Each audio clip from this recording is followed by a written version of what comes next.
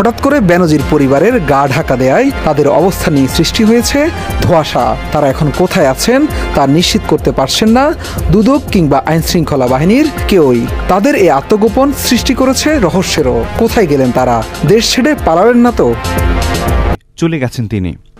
ধানমন্ডিতে আওয়ামী লীগ সভাপতির রাজনৈতিক কার্যালয়ে সাংবাদিকদের প্রশ্নের জবাবে ওবায়দুল কাদের বলেন, বেনজির আহমেদকে জেলে যেতে হবে কিনা সেটি নির্ধারণ করবে আদালত। আসসালামু আলাইকুম প্রিয় দর্শক, ফাইনালি চলে আসলাম আপডেট ও গুরুত্বপূর্ণ কিছু নিউজ নিয়ে আপনাদের মাঝে। প্রিয় দর্শক, অবশ্যই ভিডিওটি শেষ অবধি দেখবেন। দর্শক, আপনাদের কাছে ছোট্ট একটি অনুরোধ, দেশ এবং দেশের বাইরে হলে কমেন্ট বক্সে লিখে জানিয়ে দেবেন, আর চ্যানেলে নতুন হলে সাবস্ক্রাইব করে পাশে থাকা বেল বাটনটি অবশ্যই অল করে দেবেন, কারণ পরবর্তী আপডেট নিউজ সবার আগে পাওয়ার জন্য প্রিয় দর্শক আর অবশ্যই একটি লাইক দেবেন। জাতীয় এবং আন্তর্জাতিকভাবে সরকার এবং সরকারি দলের অবস্থান যে কতটা নড়বড়ে, এরা যে পুরোপুরি দেউলিয়া হয়ে গেছে, আন্তর্জাতিক বিশ্বে এই সরকার এবং সরকারি দল যে পুরোপুরি দেউলিয়া হয়ে গেছে, সেই বিষয়টা নিয়ে আজকের ভিডিওতে কথা বলবো। গণতন্ত্র, মানবাধিকার, মত প্রকাশের স্বাধীনতা, সহজে ব্যবসা সূচক, এমনকি ইন্টারনেটের গতি, প্রত্যেকটা সূচকে আন্তর্জাতিক মানদণ্ড অনুযায়ী বাংলাদেশ এখন বিশ্বের দেশগুলোর মধ্যে তলানিতে অবস্থান করে। এমনকি ব্যর্থ রাষ্ট্র পাকিস্তান কিংবা উগান্ডার চেয়েও বাংলাদেশের অবস্থান এখন নিচে। প্রত্যেক বছর এই সূচকগুলোতে আমরা আগের বছরের চেয়ে পিছিয়ে পড়ছি। ফেসবুক সম্প্রতি আওয়ামী লীগ সংশ্লিষ্ট 148টা পেজ এবং অ্যাকাউন্ট বন্ধ করে দিয়েছে ভুয়া প্রচারণার অভিযোগে, এবং আওয়ামী লীগের পক্ষ থেকে মেটার প্রকাশিত এই রিপোর্টকে প্রত্যাখ্যান করা হয়েছে এবং তারা বলছে এটা আন্তর্জাতিক চক্রান্তের অংশ। মার্ক জাকারবার্গ শিবির কর্মী ছিলেন, এই কথাটাও যদি এরা কয়েকদিনের মধ্যে বলে বসে, তাতেও অবাক হবার কিছু থাকবে না। এমনকি জাতিসংঘ মহাসচিবের বক্তব্যকে তারা ব্যবহার করছে নিজেদের আন্তর্জাতিক স্বীকৃতি পাওয়ার জন্য। এই জায়গাটাতে আসবো, তার আগে ফেসবুক যে উদ্যোগটা নিয়েছে এবং 148টা অ্যাকাউন্ট এবং পেজ বন্ধ করে দিয়েছে আওয়ামী লীগের, সেই রিপোর্টটা দেখি। তারপর জাতিসংঘ মহাসচিবের বক্তব্যকে নিয়ে আন্তর্জাতিক স্বীকৃতি পাবার যে তামাশাটা সরকার করছে, সেই জায়গাটা দেখব। আওয়ামী লীগ ও সিআরআই সংশ্লিষ্ট 148 অ্যাকাউন্ট পেজ মুছে দিল ফেসবুক। সুসংগঠিতভাবে ভুয়া প্রচারণার অভিযোগে ক্ষমতাসীন দল বাংলাদেশ আওয়ামী লীগ ও এর গবেষণা cell centre for research and information CRI সংশ্লিষ্ট 50টি অ্যাকাউন্ট ও 98টি পেজ মুছে দিয়েছে ফেসবুক। এসব অ্যাকাউন্ট ও পেজের সম্মিলিতভাবে প্রায় 34 লাখ ফলোয়ার ছিল। গত বুধবার প্রকাশিত মেটার 2024 সালের প্রথম ত্রৈমাসিক প্রতিবেদনে বিষয়টি জানানো হয়। আবার কয়েকটি পেজ বিএনপির নাম ব্যবহার করেও বিএনপি বিরোধী কন্টেন্ট পোস্ট করেছে। এতে আরও বলা হয়, প্রতিটি ক্ষেত্রে ভুয়া অ্যাকাউন্ট তৈরি করে কিছু ব্যক্তি একে অপরের যোগসাজশে অন্যদের বিভ্রান্ত করছে। তারা কারা এবং কি করছে এই সম্পর্ক ভুয়া তথ্য প্রচার করে। এসব অ্যাকাউন্ট ও পেজের নেটওয়ার্ক ইউটিউব, এক্স, টিকটক, টেলিগ্রামে ছড়িয়ে ছিটিয়ে আছে। এছাড়া নিজস্ব ওয়েবসাইটও রয়েছে। বাংলাদেশের এসব ভুয়া কার্যকলাপের বিষয়ে অভ্যন্তরীণ তদন্ত পরিচালনা করছে মেটা। এই ব্যাপারে আওয়ামী লীগ কি বলছে? প্রধানমন্ত্রীর বিশেষ সহকারী বিপ্লব বড়ুয়া এই রিপোর্ট প্রত্যাখ্যান করে বলেছেন, এটি রাজনৈতিক পক্ষপাতদুষ্ট ও একপেশে একটি রিপোর্ট, যা ফেসবুকের মতো প্রতিষ্ঠানের কাছ থেকে আশা করা যায় না।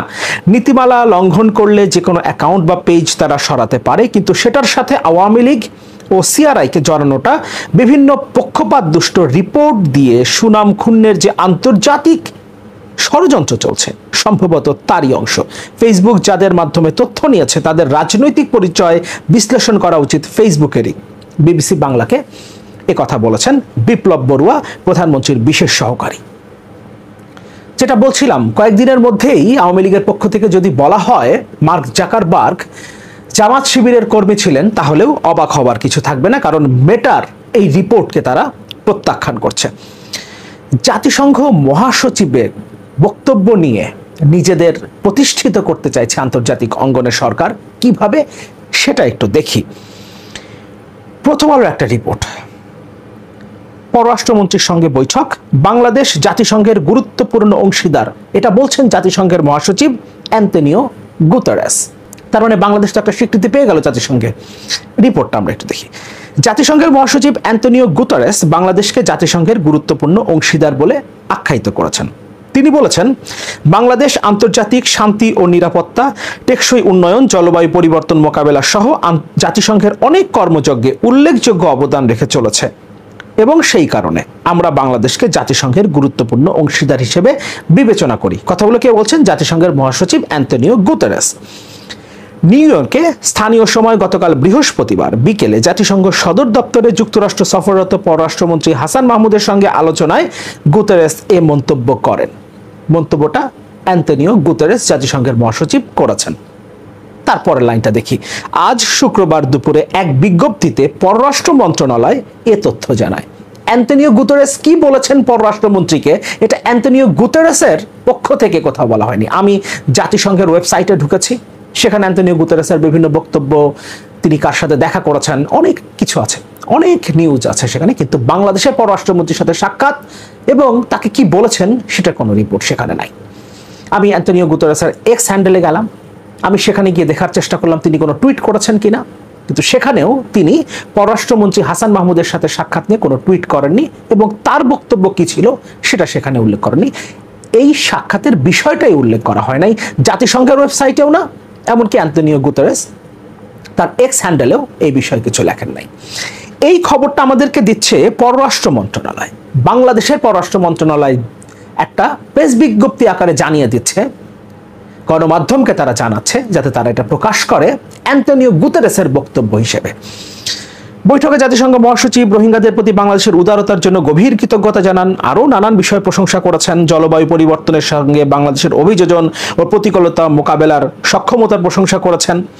এরপর হাসান মাহমুদ নিম্ন আয়ের দেশের কাতার থেকে বাংলাদেশের উত্তরণের চ্যালেঞ্জ মোকাবেলায় জাতিসংঘের সহযোগিতা চেয়েছেন। এ সময় অ্যান্তনিও গুতেরেস বিশ্ব সংস্থার পূর্ণ সমর্থন ব্যক্ত করে বলেন, এজন্য বাংলাদেশকে পুরস্কৃত করা উচিত, শাস্তিদান নয়। এই কথাটা অ্যাড করা হয়েছে কেন?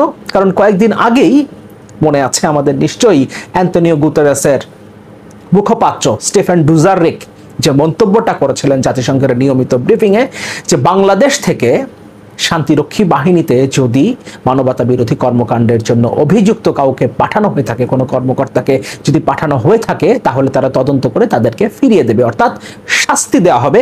এই কারণে এই লাইনটা যুক্ত করা হয়েছে। বলা হচ্ছে অ্যান্তনিও গুতেরেস বলেছেন এজন্য বাংলাদেশকে পুরস্কৃত করা উচিত, শাস্তিদান নয়। এরপর ফিলিস্তিনের গাজায় সংঘাত নিয়ে আলোচনা করেছেন হাসান মাহমুদ, বলা হচ্ছে রিপোর্টে।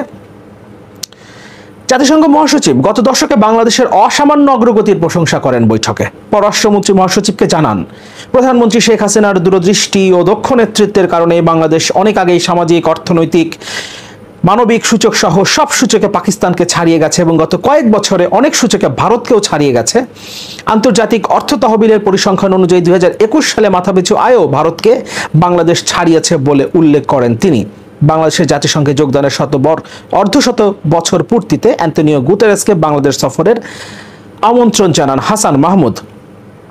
এরপর রিপোর্টে আরেকটা অংশ আছে, আন্তর্জাতিক শান্তিরক্ষী দিবসে জাতিসংঘ সদর দপ্তরে পররাষ্ট্রমন্ত্রী, সেখানে তিনি একটা অনুষ্ঠানে প্রধান অতিথি হিসেবে যোগ দিয়েছিলেন। কিন্তু মজার ব্যাপার হচ্ছে এই অনুষ্ঠানটা আয়োজন করেছে বাংলাদেশ নিজেরাই নিউ ইয়র্কে এই অনুষ্ঠানটা আয়োজন করেছে এবং সেখানে বাংলাদেশের পররাষ্ট্রমন্ত্রী হাসান মাহমুদকে প্রধান অতিথি করেছে এবং সেটা নিয়ে আবার পররাষ্ট্র মন্ত্রণালয় প্রেস বিজ্ঞপ্তি দিয়েছে, যে বিজ্ঞপ্তিটা গণমাধ্যমে প্রকাশিত হয়েছে।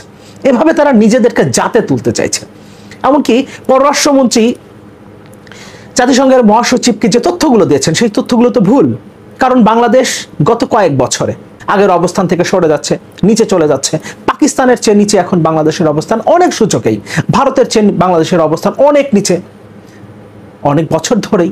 এমনকি এখন তো আমরা উগান্ডাকেও ছাড়িয়ে গেছি, অর্থাৎ তলানির দিকে যাওয়ার ক্ষেত্রে আমরা উগান্ডাকেও ছাড়িয়ে গেছি অনেক সূচকেই। অথচ জাতিসংঘের মহাসচিবের সামনে পররাষ্ট্রমন্ত্রী নাকি বলেছেন আমরা এই সমস্ত সূচকগুলোতে ভারত পাকিস্তানকে ছাড়িয়ে গেছি। পররাষ্ট্রমন্ত্রীর কথাগুলো জাতিসংঘ মহাসচিবকে বলেছেন এবং জাতিসংঘ মহাসচিব বাংলাদেশের এত প্রশংসা করেছেন এবং বলেছেন বাংলাদেশকে পুরস্কৃত করা উচিত, শাস্তি নয়। এভাবে নিজেদেরকে জাতে তোলার জন্য জাতিসংঘের মহাসচিবকে পর্যন্ত সরকার ব্যবহার করছে, যেখানে জাতিসংঘের পক্ষ থেকে, জাতিসংঘের মহাসচিবের পক্ষ থেকে কিচ্ছু বলা হয় নাই। পররাষ্ট্রমন্ত্রী হাসান মাহমুদের সাথে যে তার সাক্ষাৎ হয়েছে সেই কথাটাই তিনি কোথাও উল্লেখ করেন নাই। জাতিসংঘের যে স্কেডিউল আছে সেখানে কোথাও এই বৈঠকের কথা উল্লেখ করা নাই। অ্যান্তনিও গুতেরেস তার এক্স হ্যান্ডেলেও কোথাও এই সাক্ষাতের বিষয়ে তিনি কি বলেছেন সে বিষয়ে কিছু উল্লেখ করেন। অথচ বাংলাদেশের পররাষ্ট্র মন্ত্রণালয় তারা বিজ্ঞপ্তি প্রকাশ করে গণমাধ্যমে খবরগুলো প্রচার করাচ্ছে। এভাবেই সরকার নিজেদের জাতে তোলার, নিজেদের স্বীকৃতি পাবার, আন্তর্জাতিক স্বীকৃতি পাবার চেষ্টা করছে, কিন্তু আন্তর্জাতিক স্বীকৃতি তো আমরা পাচ্ছি না, বরং প্রত্যেক বছর আমরা লজ্জায় ডুবে যাচ্ছি। আগের বছরের চেয়ে আমরা প্রত্যেকটা সূচকে, গণতন্ত্র, মানবাধিকার, সহজে ব্যবসা সূচক, সকল সূচকে আমরা পেছনে পড়ে যাচ্ছি পাকিস্তান এবং উগান্ডার মতো দেশের চেয়েও। ফেসবুক সবশেষ যেটা করলো, সরকারি দল সংশ্লিষ্ট 148টা পেজ এবং অ্যাকাউন্ট বন্ধ করে দিয়ে, এরপরেও যদি এই সরকার এবং সরকারি দলের লজ্জা না হয়, তাহলে কোনো কিছুতেই আসলে এদের লজ্জা হবে না।